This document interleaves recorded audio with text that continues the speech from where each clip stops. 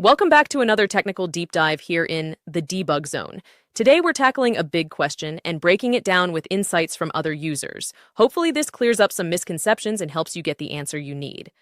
So buckle up, stay a little curious, and let's jump right in.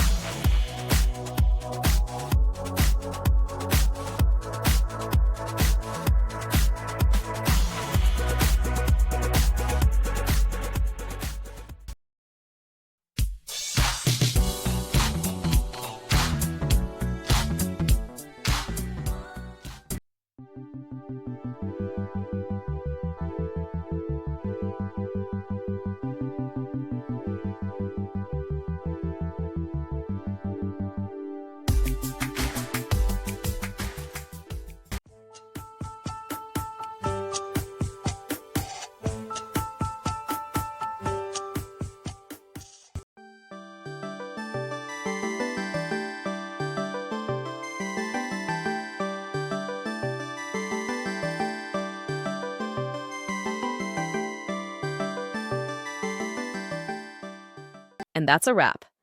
I hope you found the answer you were looking for. If you did, take a second to hit that subscribe button. It really helps out.